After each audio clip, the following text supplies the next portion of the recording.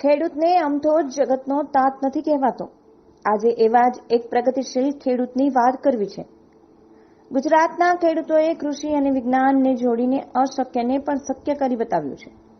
ત્યારે હવે રાજકોટના એક ખેડૂતે પોતાની મહેનત, વિજ્ઞાન અને ઇમેજિનેશનને એક દિશામાં દોડાવી પેશન ફ્રૂટની ખેતી કરી બતાવી છે. આવો જાણીએ શું છે પેશન ફ્રૂટ અને કેવી રીતે થાય છે તેની ખેતી. ગુજરાતમાં ખેડૂતો અવારનવાર અવનવી ખેતી કરતા રહે છે.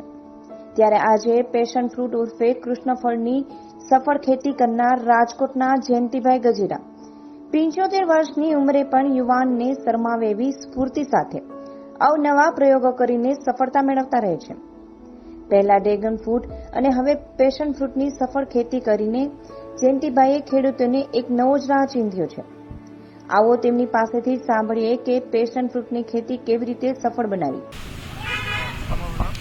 મારું નામ જયંતિભાઈ ગોરધનભાઈ ગજેરા.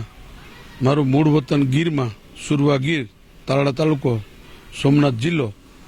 ત્યાંથી હું 20 વર્ષ પહેલા અહીંયા રાજકોટ રહેવા માટે આવ્યો.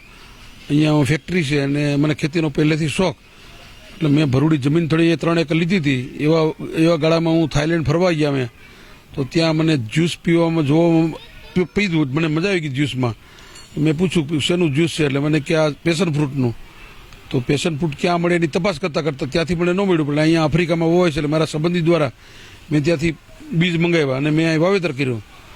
પછી એના રોપા બનાવીને મેં 50 રોપા વાવ્યા, 2 વર્ષ થયા એને. અને અત્યારે મેં ભરૂડી 50 રોપા વાવેલા છે ને એમાં ફૂલ ફ્રૂટિંગ થઈ ગયેલું છે. અને પાકતા હું અહીંયા ગ્રુપમાં બધામાં ફ્રેન્ડ સર્કલમાં મિત્ર મને બધાને વેચું છું 300 રૂપિયા કિલો. અને એના રોપા પણ બનાવું છું 100 રૂપિયા એક રોપો. અને જ્યુસથી બહુ ન્યુટ્રિશન મળે છે અને પીવા લાયક બહુ સારું છે.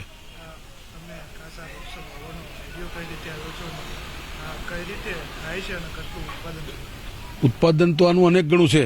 કેવું માર્કેટ માણસ કરે છે એના ઉપર નક્કી છે. બીજા બધા બગીચા કરતા ઉત્પાદન મોટું છે. માર્કેટ થવું જોઈએ આનું બધું. આ વિશે જયંતિભાઈ ગજેરા જણાવે છે કે ખેતીમાં અવનવું કરવું ગમે છે. ત્યારે હું પેશન ફ્રૂટ ઉગાડું છું. તમને કહું તો મેં આ પેશન ફ્રૂટનો જ્યુસ ફ્લાઇટમાં પીધો હતો જ્યારે અમે વિદેશ ફરવા ગયા હતા. ત્યારે મને અવનવા પાક ઉગાડવા ગમે છે અને એ જ રીતે ખારેક, હીરામણા ઘાસ, સ્પેશિયલ આંબા, સરગવો સહિતના વિવિધ પાક હું એકદમ પ્રાકૃતિક રીતે સફળ રીતે વાવું છું. ત્યારે ગયા વર્ષે મેં પેશન ફ્રૂટના 50 વેલા વાવ્યા હતા, જેમાં હવે ફળ ઉતરી રહ્યા છે અને આજજી રાજ્યમાં પ્રથમ વખત હોય તેવું તારણ હાલ તેઓ જણાવી રહ્યા છે. સાથે તેઓ લોકોને હાલ પેશન ફ્રૂટ 300 રૂપિયા કિલો વેચી રહ્યા છે. સાથે તેઓ તેના રોપ 100 રૂપિયામાં વેચી રહ્યા છે. ઓસ્ટ્રેલિયામાં પેશન ફ્રૂટ અને આફ્રિકામાં મટુંગા તરીકે ઓળખાતા ફળને ભારતમાં કૃષ્ણફળ તરીકે ઓળખીએ છીએ. કૃષ્ણફળનો વેલો માંડવા કે વાડ ઉપર ચડાવવાથી વધુ ફળ મળે છે. સપ્ટેમ્બર મહિનામાં ફળ બેસે છે. એક વેલમાં 500 થી 2,500 સુધી ફળ બેસે છે. કેટલા વીઘામાં વાવ્યા છે પેશન ફ્રૂટ? આ પ્રશ્નનો જવાબ આપતા જયંતિભાઈ જણાવે છે કે મેં અડધા વીઘા જમીનમાં પેશન ફ્રૂટ વાવ્યા છે. મેં પહેલા તો આ ફ્રૂટ ખરીદ્યા અને તેનું ખાસ મારું પોતાનું બિયારણ ખરીદ્યું. મેં 100 રોપા વાવ્યા, પણ તેમાંથી 50 મળી ગયા અને 50માંથી વેલા તૈયાર થયા. આજે બીજું વર્ષ છે અને અહીં ફળ આવી રહ્યા છે. એટલું જ નહીં પરંતુ બીજું બિયારણ અને નવા વેલા પણ ઉગી રહ્યા છે. એટલું જ નહીં પરંતુ આ ફળ વાવવાના ફાયદા એ છે કે તમે એના માંડવા નીચે સીતાફળ, હળદર, આદુ જેવા પાક પણ લઈ શકો છો. એટલે કે મલ્ટીપલ ખેતી કરી શકો છો. ખેતી વિશે વિગતો આપતા તેમણે કહ્યું કે તેની વાવણી બેસતા ચોમાસે કરી હતી અને તેના પર ફૂલ જૂન આસપાસ આવવાના શરૂ થઈ જાય છે.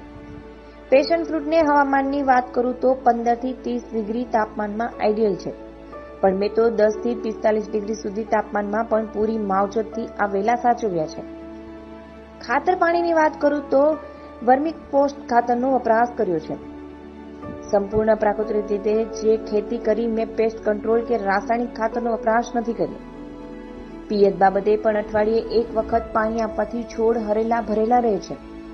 હા, પણ જો તમે તેની આસપાસ કોઈ બીજો પાક વાવો તો તેનો લાભ વેલાને ભેજ જળવાઈ રહે, જેમાંથી ચોક્કસ થઈ જશે.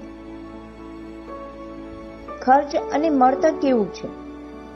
ખર્ચ જોઈએ તો 1 વીઘાએ 1 લાખ અને ઉત્પાદન પણ 10 લાખ અને તેથી પણ વધુ કરી શકો. જેવી જમીન માવજત રાખો તેવા ફળ થાય. રોપાને રોપ્યા બાદ તેના વેલા થાય છે અને એ માટે મંડા બનાવવા પડે છે. માંડવે વેલા ચડતા જાય છે અને તમારું ઉત્પાદન વધતું જાય છે.